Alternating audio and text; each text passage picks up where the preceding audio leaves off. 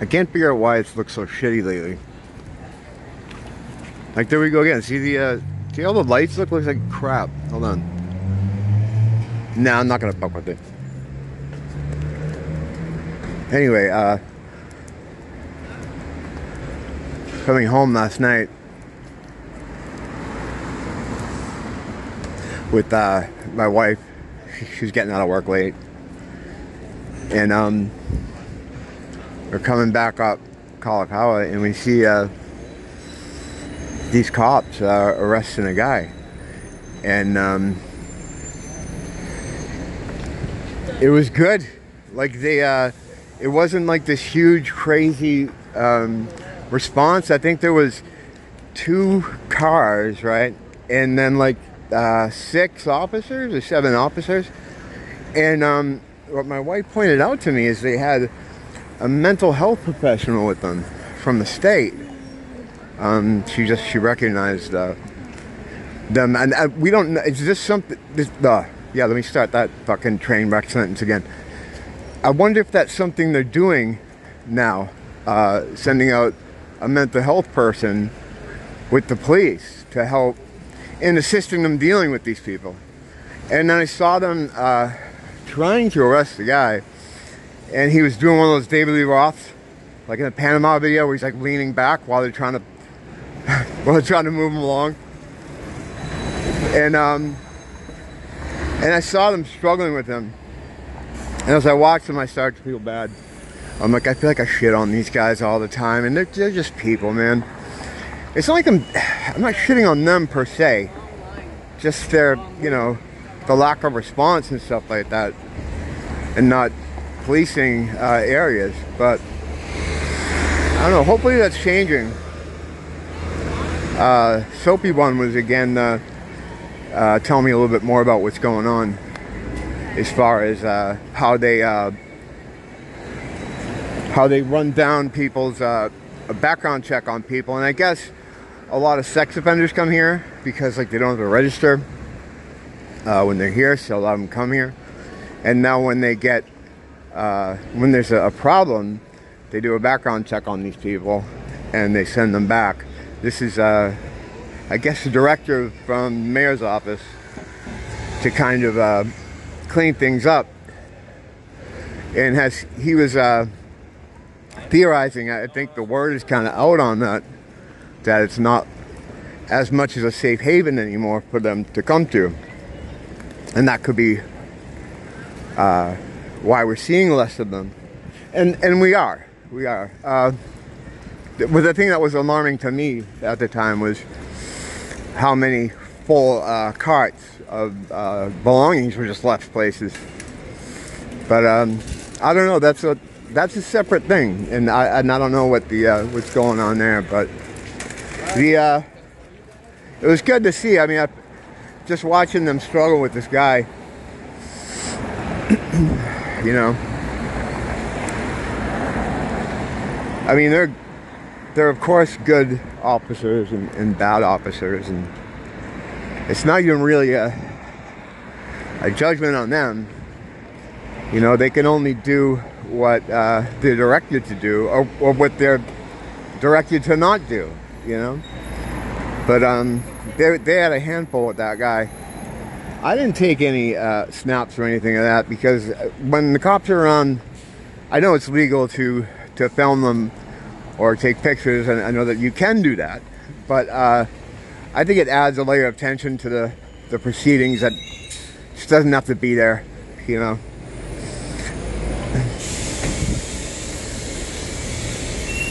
I respect those guys that do the like amendment check things where they go out and try to keep them in line, but I don't know, that's not my area of interest. In fact, the police, to me, it's only, you know, it's only in relation to keeping the mutants off the streets and from harassing people and making things hard around here, you know. It's not really so much about them. In fact, like I've said before, I always had good run-ins with them. I talked about an incident I had a little over a year ago where kind of freaked out a little bit because I was in real close to where I live, and there were these guys starting shit with me, like these Howley boys, and I blew it off and just went home. But then I thought about it and got really angry, and I tore out of the house, running back to the scene, and kind of in kind of a state. And when I got there, I was kind of I don't even know if they were home. I was just jumping on cars and screaming at the house and just acting like a maniac. The cops came, and they're like, "What are you doing?" And they were telling me, you know, that's Airbnb, this particular house. So he's like, they might not even live here, and I've never seen them again. But yeah, I have a hard time walking it off, you know, because as far as I feel like I'm not bothering anybody, and I wasn't filming or anything. I was just walking back from the store, and there was like 6 of them, like a gang of them, and I did a whole video about it after it happened, and but of course that wasn't the last time I went back there. I was kind of haunting that house for a while. Never saw them again, never saw them out in that yard again. Actually injured my leg trying to get over the fence the first time I went there. They have a fence around the house, right? So I haven't done a running jump over a fence in, I don't know, 15 years. So in my mind, I'm like, I'm charging the house, screaming with the play on my arms, and all there's a whole other kind of crazy stuff going on there. I kind of lost it a little bit, but so in my mind, I'm like, I'm gonna put my hands on the top of this fence, right, and just go right over it. But I'm a little bit older than the last time I did a frontal assault on a residence. It's been a couple minutes, so I put my hands down, went to throw myself over the fence, and it caught my knee. And my knee was fucked up for a long time. A long time. It took a long time to heal. I wasn't feeling it at the time because I was in like this mania, you know. That kind of stuff used to happen to me a lot more. Where I'd have, I guess what they'd call a psychotic break in the past. But any symptoms I had over the years, since I stopped taking medication and shit like that, and moving here, it kind of went away. I was never like, I was never attacking people. Usually it's inanimate objects. Had a couple traffic fights where I just went at the cars. Batteries are a good weapon when you decide to fight traffic. So I had like my little freakouts, but as time's gone on, I began to understand really what was happening with me, and that it wasn't mental health, it was a spiritual health situation. And to this end, like when I was first, well,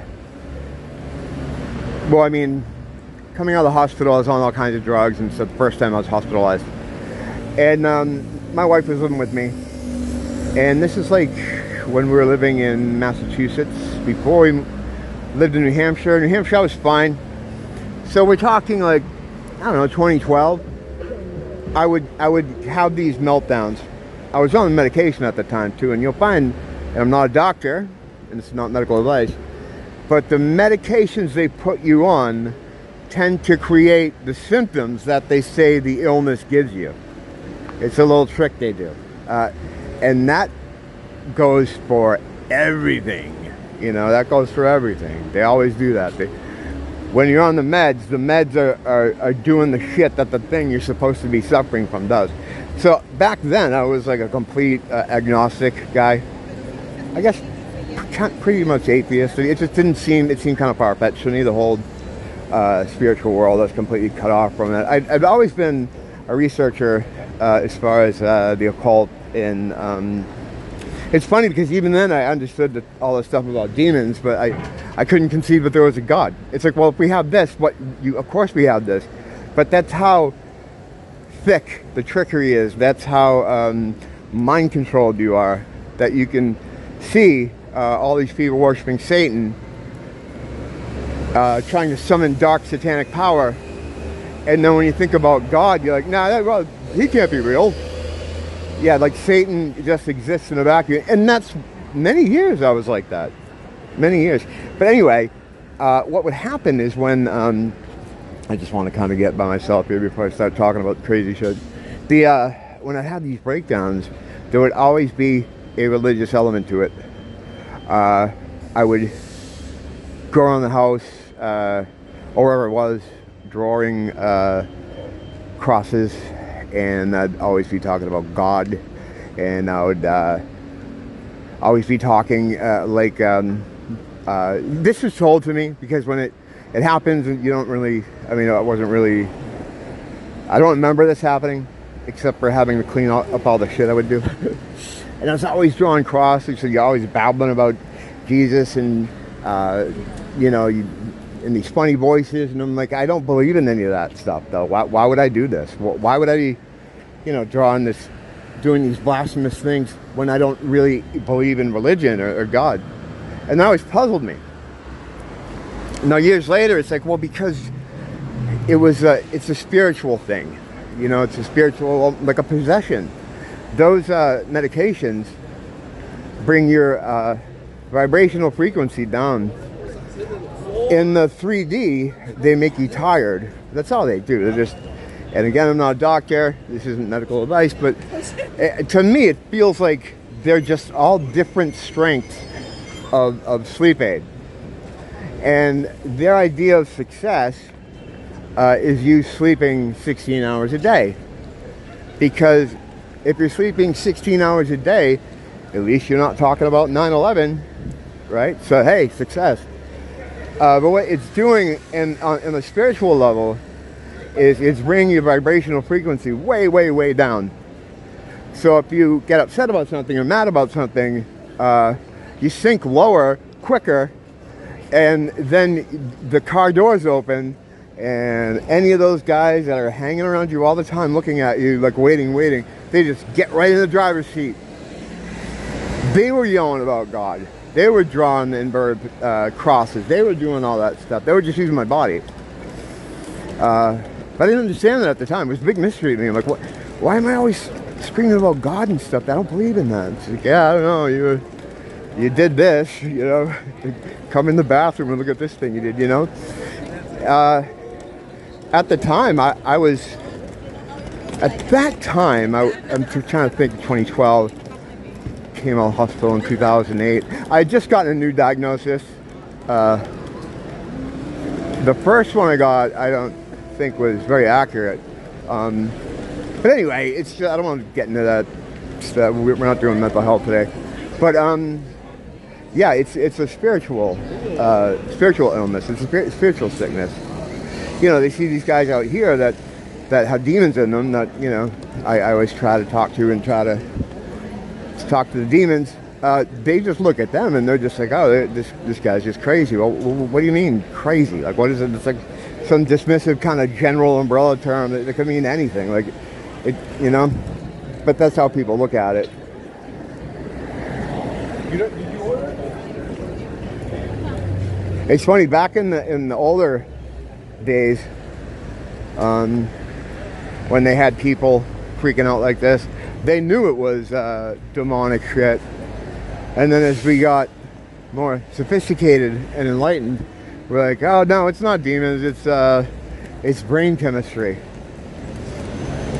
Like you know, they make you think they have the brain mapped out, like especially with these doctors and stuff, like when they get out of this little herd over here. Yeah, the thing about the herds when you get stuck in them is no one talks. They just silently shuffle along. So it's like, all of a sudden, I feel like I'm doing a fucking TED Talk. So, fuck was I? Oh, I fucked myself up. Yeah, back then I was kind of coming around to the fact that not everything was right at the fucking Circle K. I was at the not okay corral. I was like, I don't know if these doctors know what they're talking about. Because I feel like every time I go in there, they would have some other kind of new thing, you know? And they'd always want to try, you know, some kind of new... I mean, it was literally like, I'd go in, because the only thing you can do in that situation, if you're treating a mental health patient, is there's only two things, things you have to work with the patient, and that's observation and feedback from the patient. That is it. That's all you have. So what happens is you end up having a clinician who's just trying different stuff. And, you know, they'll mix and match. They'll try to get you on different dosages of this, different dosages of that. Again, everything just makes you disoriented and tired. And then one day you go in, there's someone new there. Hi, I'm Dr. So-and-so. I'm going to be handling your case. And it's like, whoa, okay. Now tell me your origin story all over again. And then you got to go through a lot of shit. And sometimes it's kind of, it's just shit you don't want to talk about. You know what I mean? It's like, and it's one thing to have to kind of share that with someone, some, you know, person you don't know. But they change fucking, these places swap people so much. And then it's like you got to start over from the beginning. You got to build kind of a whole relationship with this doctor from the beginning. And the first thing they do, or what they like to do, is they like to clear the boards with all the stuff you're on before, because they know better than the last doctor. And I don't know, I feel like it's some kind of, I don't know if it's the ego thing or something, but they'd always be like, oh, they have you on this? Oh, they have you on this? And they'd always like be like goofing on the guy you saw before, like, no, why did he do this? And it's like, Jacob, that's my body. What are you talking about? You know what I mean? It's, yeah. So, I mean, you know, and then they come in and they want to do their thing. And almost to the man or woman, they would always have some kind of reference with them at all times that they would often refer to. Like medical doctors tend to have a laptop, and if you look at it, a lot of times it's just open in Wikipedia. Mental health clinicians are the same way. I had this one doctor that would just carry a big book, and so he was analog, he was old school. And it just, like, everything just said to me, like, these guys don't know what the fuck they're doing. They don't know what they're talking about. Because it's a made-up fucking thing. It's not a real science. It's just this, it's an invented fucking thing to keep an industry, to have an industry that works with the insurance companies and the pharmaceutical companies to maintain control, make people rich, you know, all the regular things that the beast uses these things for. I just wish that I was a little more red-pilled when all this first started, because when it first started for me in 2008, the first time I was hospitalized, and I had problems before that for years, but I was self-medicating and spending, at the time, the 10 years previous, I'd just been working in music, and I was constantly, you know, playing gigs or working or recording in the studio, and that kind of lifestyle, there's a lot of drugs and drinking. So what I was doing is self-medicating, covering that stuff up. And then before that, in my teens, when I have some of these problems, I would just kind of sit and, you know, try to develop coping mechanisms of my own, which I did. So when I stopped using drugs and alcohol, which is what triggered this whole thing, I just had a fucking meltdown. I ended up in the hospital. And that's where this whole thing began. But at that time, I was like, hey, these guys went to school for it. They know what they're talking about. I'm just going to do everything they say. And it wasn't long before I picked up on the fact that what they were telling me to do had no consistency between it. There was no internal consistency in their treatment. It was just like, well, try this. I'm going to throw another extra one of these on here. How are you feeling about that? A lot of times they'd ask you, like, would you like to try this? Okay. You know, at one point, I learned about Adderall, and I was like, wow, it's like speed. Wow, and you know, I looked at the chemical makeup of it, and it's the same thing as just every other amphetamine, except they add a salt. They add a salt component to it, just so they could call it amphetamine salts, because they can't sell and distribute amphetamine. That'd be, you know, illegal. So by adding that salt to it, they can call it, you know, amphetamine salts. So I was like, I want some of that. So I basically went in there and just got it. Oh yeah, everything. Klonopin, Ativan, any kind of benzo. It's really easy to work these guys. But the problem with that is you can just get yourself just zonked out on all these drugs and you're never getting out of there. But yeah, I don't have any of those problems now. The only drug I'm still on is Bexor. And that's only because I can't get off the shit. I've talked about it here many times. I made videos about it. Sometimes I get a good steam where I'm beating it. I'm you know, taking the little balls out of the capsule to lower my dosage, and then I'll have like a kind of a mini freak out, get scared, and go back on at full strength. Whatever, you know. Eventually, I'll beat it. But that's the only thing I have left that I'm on.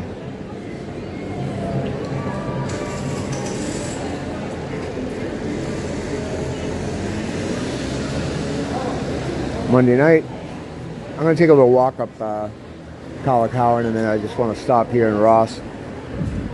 Yeah. Fun stuff. We'll do a little demon spotting. Yeah, and the cop thing, I feel bad because I'm always dragging them, but you know, it's really not them. It's what they're being told to do. And just watching them drag that guy last night, he was a mental case, and he was pretty big, so he was giving them some trouble. And I'm like, I got to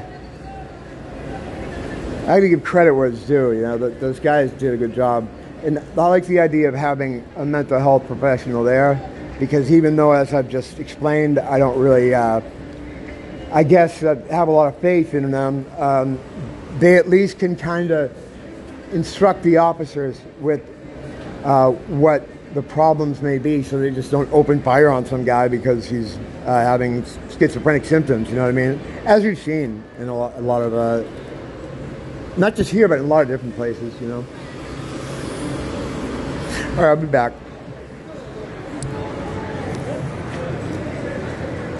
Don't blame the teacher. Blame the school.